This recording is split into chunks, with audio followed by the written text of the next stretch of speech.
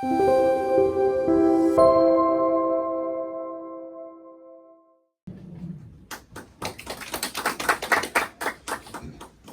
소개받은 병원이라고 합니다.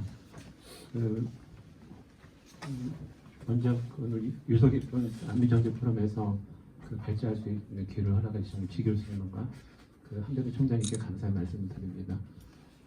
한 달 전에 지 교수님으로부터 전화를 받았는데 조금 전에 말씀하셨던 주제 비례적이에 관해서 좀 발표를 해달라고 했는데 그게 제 전공이 아니라서 그러기도 하고요. 제가 가장 관심 있던 분야가 이 분야라서 이걸 하겠다고 말씀을 드렸고 좀 미리 좀 말씀을 드리면 제가 회계사인데 역사에 관심이 많아서요.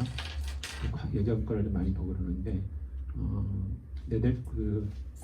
동인도 회사가 처음 생긴 나라가 제가 알기로는 프랑스였는데 그게 네덜란드 갔다가 영국 가고 됐었는데 그 네덜란드를 보면은 처음에 그 동인도 회사를 만들면서 이제 그러니까 뭐라고 말해요? 약간 돈 많은 사람 투자가들이 인도네시아 이런데 그러니까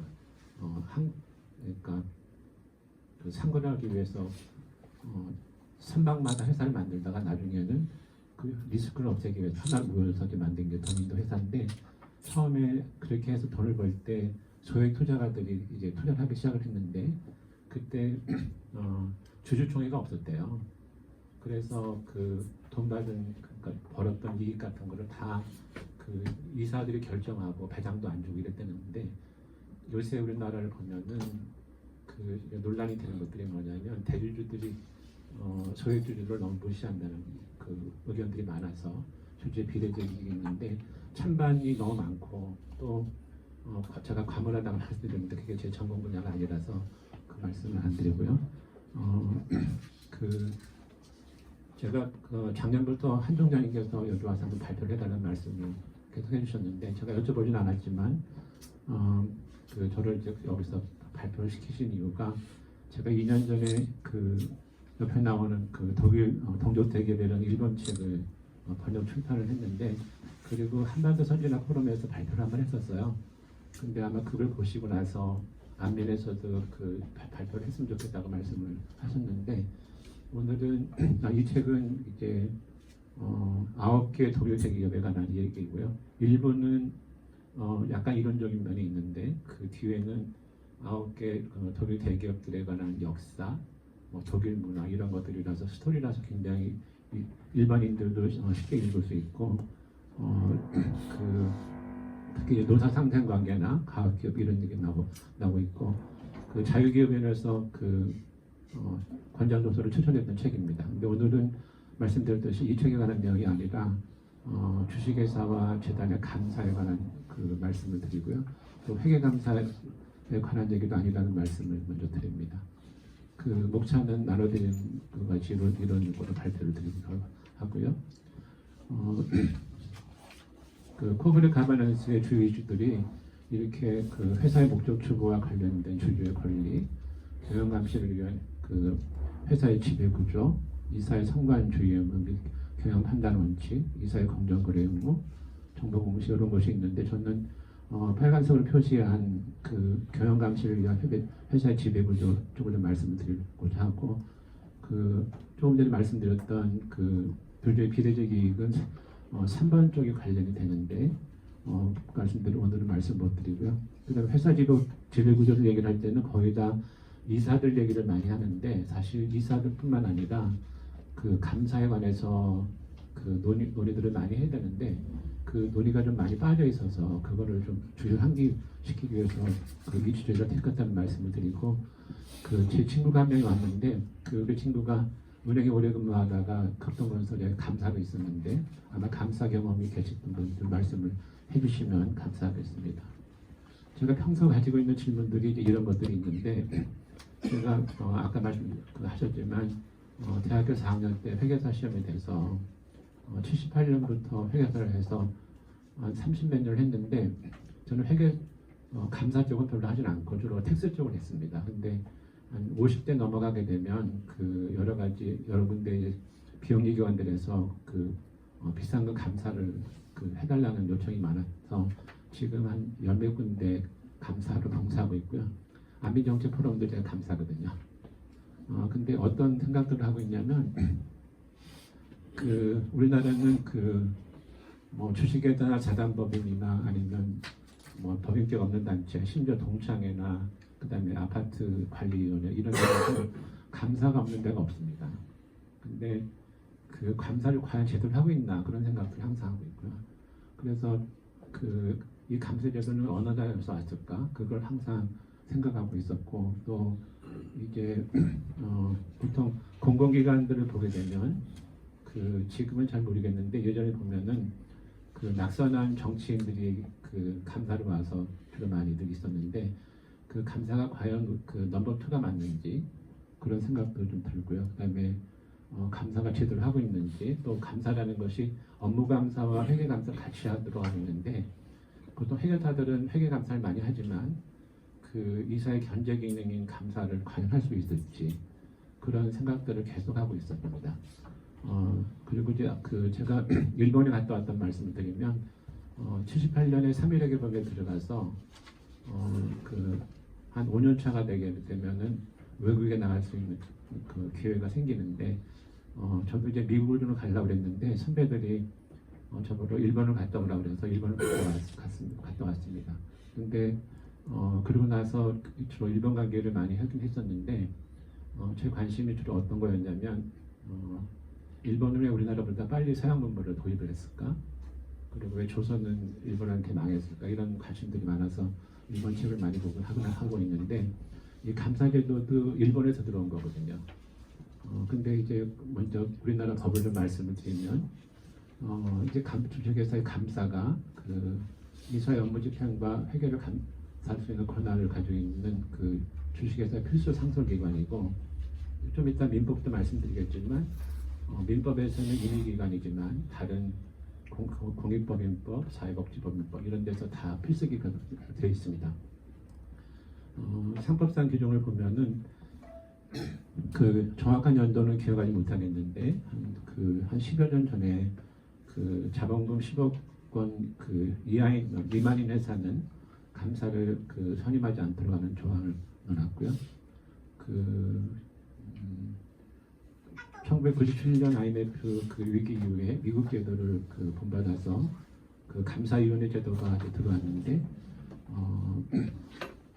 상장회사들의 경우에는 거의 지금은 거의 그 감사위원회를 가지고 있긴 한데 우선 보면은 자산 총액이 1,000억 원 미만인 회사는 규정이 없고 1,000억 원 이상인 회사는 상금 감사를 두거나 감사위원회를 두도록 하고 있고 자산 총액이 2조 원 이상인 회사는 반드시 감사위원회를 두도록 하고 있습니다. 여기다 써놓진 않았지만 98년, 99년에 우리나라 구조개혁이 될 때 미국 사람들이 보면은 일본 제도나 우리나라가 굉장히 자기네 눈에 봐서 좀 이상한 제도라고 그래서 뜯어고치려고 많이 하는데 그때 일본 학자들이 한국에 와서 감사위원회 제도를 받지 말라고 굉장히 설득을 했다고 합니다. 근데 그게 들어와서 지금도 감사위원회 제도 들어온 게 과연 맞나가 이런 논란들이 있긴 있습니다. 감사위원회는 일반적으로는 여기 써 있는 것처럼 이사회 내 하나의 위원회인데 보통 3명이 이사로 구성되어 있고 사회이사가 3분의 2 이상이어야 된다는 것과 감사위원 해임은 일반적인 경우에는 이사회에서 할 수 있는데 철저한 총액 2조 원 이상 회사의 경우에는 이사회가 아니라 주주청에서 해임할 수 있도록 되어 있고 저쪽을 보시면 감사위원 중 1명 이상은 회계나 재무 전문가로 이제 선임을 하도록 하고 있는데 이거를 보통 영어로는 Financial Literacy라고 해서 재무적 이해력이 있는 분을 선임하도록 되어 있는데 이제 모범 기준이라는 게 있는데 거기서는 2명 이상을 선임하도록 하고 있습니다. 또 하나 미리 말씀을 드리면 우리나라의 회사가 2022년 말 국세 통계를 보면 약 110만 개가 있는데 그 중에서 이제 상장 회사가 한 2,500 정도가 있거든요. 그래서 감사위원회 제도에 해당되는 회사들은 한 2,500개가 되고 나머지 거의 100만 개 정도는 그 감사위원회랑 관련이 없는데 그 제도가 약간 저는 그 유명무실한 것이 아닌가 이런 생각을 하고 있습니다. 또 하나 이제 민법으로 좀 들어가는데 그 민법은 밑에다 써놨지만 이게 일본이 그 19세기 말에 그 서양 문명을 도입하면서 만들었던 제도를 그냥 가지고 있어요. 그 일본은 2006년에 바꿨는데 우리는 그냥 가지고 있는데 보면 사단법인은 그 주식회사 비슷하게 그러니까 멤버들 회원들의 사원총회가 있고 그 다음에 이사가 있고 감사가 있는데 감사는 선택사항으로 되어 있습니다. 또 하나 여기서 강조하고 싶은 거는 보통 그 주무관청의 허가를 받아서 설립이 돼야 되기 때문에 이사에 관한 규정이 아니라 이사회 규정이 있는데 민법에는 이사회에 관한 규정은 없고 이사회에 관한 규정만 있습니다. 그 다음에 재단법인을 보면은 이제 재산으로 출연돼서 만든 법인이라서 멤버가 없기 때문에 사원총회가 없고 그 이사만 있고 감사도 임의기관으로 되어 있습니다. 밑에 써놓은 건 뭐냐면 우리나라는 1957년에 만들어서 60년부터 시행되고 있는 민법에는 그 예전 그 19세기 말에 일본에서 받았던 걸 그냥 써놨는데 그 이사회 규정도 없고 그 다음에 감사는 임의기관으로 되어 있는데 반해서 70년대 만들었던 그 공익법인법, 그 다음에 사회복지법, 그 다음에 학교학교법 이런 데서는 감사가 필수기관이고요. 그 다음에 이사회도 필수기관으로 거의 들어가 있습니다. 그것도 먼저 말씀드리면 그 일본이 19세기 말에 상법을 만들면서 말씀 나눴지만 처음에는 이사회 규정이 없고 이사만 있었는데 2차 세계대전이 끝나고 나서 그 미국 주도로 그 제도가 바뀌면서 그때 들어오는 게 이사회 제도가 들어왔거든요. 근데 우리는 1957년에 민법을 만들면서 예전 그냥 이사제 없이 이사만 그 가지고 있는 규정을 가지고 있습니다. 또 하나 그 이제 비영리 쪽을 잘 모르시는 분들이 이제 비영리 쪽에 와서 이런 것도 있었구나 하는 생각하는 게 뭐냐면 주식회사의 감사는 그 등기사항인데 비내피에서 비영리법인의 감사는 등기가 되지 않아서 비영리법인들의 등기부 등본을 보시면 이사들만 등재가 되어 있고 감사는 등재되어 있지 않습니다. 여기서 또 하나 먼저 그냥 말씀을 드리면 제가 재단법인의 문제점을 말씀드리는데 재단에는 총회가 없고 이사회만 있거든요. 그래서 이사들이 스스로 자기를 선임하고 감사도 선임하고 이래요. 그래서 그 재단법인의 이사를 그 지휘 감독할 기관이 없다는 것이 우리나라 재단법인 제도의 가장 큰 문제점이라고 생각을 합니다.